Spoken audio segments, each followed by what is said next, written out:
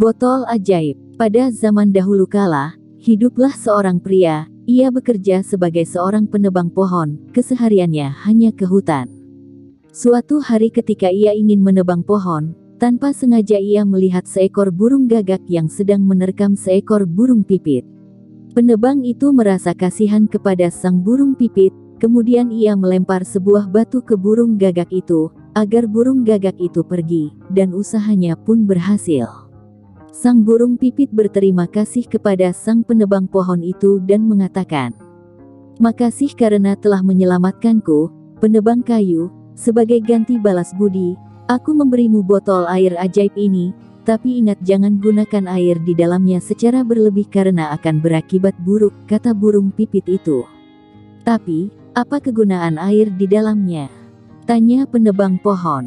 "Air itu bisa mengubah hal jelek menjadi cantik, yang kecil bisa menjadi besar, dan sekali lagi ingat, jangan gunakan air itu secara berlebih, karena segala sesuatu yang berlebihan akan menjadi sesuatu yang tidak baik," kata burung itu.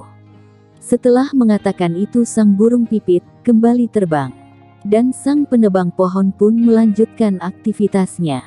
Beberapa saat kemudian, saat penebang pohon sampai di rumah, ia mencoba mencium aroma air dalam botol tersebut dan aromanya ternyata sangat harum. "Wah, ternyata aromanya harum sekali," kata penebang pohon. Ia pun memutuskan untuk mengantungkan botol tersebut. Karena kesehariannya di hutan, ia pun mulai melupakan keberadaan botol itu. Beberapa tahun kemudian, sang penebang kayu pun akhirnya menikah. Ia menikahi seorang putri seorang petani, dan istrinya itu pun juga melakukan pekerjaan sebagai petani, walaupun ia sudah menikah. Karena kesehariannya di ladang, sang istri penebang kayu mempunyai wajah yang kusam. Namun mereka tetap bisa hidup rukun dan damai, mereka mencintai satu sama lain. Selang beberapa bulan, saat sang istri membersihkan rumah, tanpa sengaja ia menemukan sebuah botol yang tergantung. Ia penasaran dan mengambilnya. Saat dibuka, harum dalam botol itu pun semerbak tercium di seluruh ruangan, dan tanpa pikir panjang sang istri pun menggunakan air tersebut untuk mandi. Ia berpikir jika itu adalah wewangian untuk mandi. Saat malam tiba, dan sang penebang pohon sampai di rumah, ia merasa terkejut melihat kecantikan istrinya. Kemudian ia bertanya apa yang telah terjadi, dan sang istri pun menceritakan semuanya. Penebang pohon baru teringat dengan botol ajaib itu, dan ia berpikir untuk memberikan tanaman di ladang dengan air itu. Sesampainya di ladang, sesuai dugaannya, labu-labu yang awalnya kecil berubah menjadi labu-labu yang besar. Mereka sangat senang akan hal itu. Dan keesokan harinya mereka pun menjual labu-labu itu ke pasar. Mereka mendapatkan keuntungan yang besar dari penjualan labu-labu itu. Dan hal itu pun berlanjut. Beberapa bulan kemudian, saat itu sang raja sedang berkeliling dan tanpa sengaja ia melihat sang istri penebang pohon. Sang raja merasa tertarik dan memutuskan untuk membawa istri penebang pohon ikut bersamanya. Sang istri penebang pohon tidak bisa menolak keinginan sang raja. Sore harinya, saat penebang pohon sampai di rumah, para warga memberitahu jika istrinya telah dibawa oleh raja. Mendengar hal itu, sang penebang pohon tidak bisa berbuat apa-apa. Sejak kepergian istrinya, ia merasa malas melakukan apapun. Yang ia lakukan hanyalah berdiam diri di kamar. Di sisi lain, istri sang penebang pohon juga merasa layu. Walaupun ia sudah didandani dengan cantik, ia tetap tidak mau tersenyum. Sang raja merasa marah dengan sikap istri penebang pohon itu.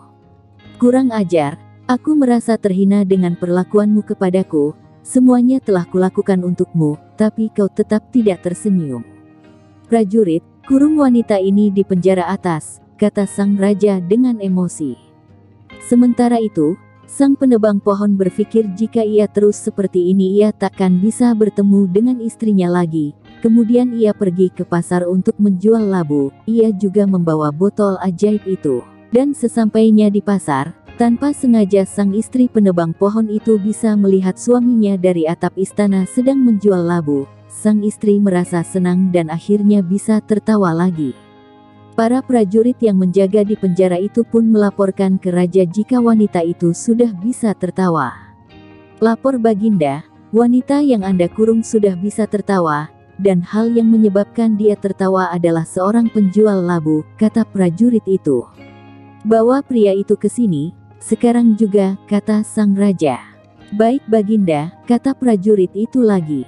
Saat sang penebang pohon itu datang, tanpa izin, sang raja mulai memakai apa yang sang penebang pohon itu pakai.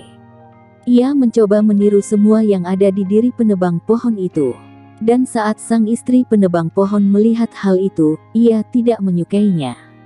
Ketika ia melihat ke samping, di dalam gerobak ternyata terdapat botol ajaib. Ia kemudian teringat dengan kata suaminya, jika ia memakainya terlalu berlebih maka itu akan menyebabkan suatu yang buruk.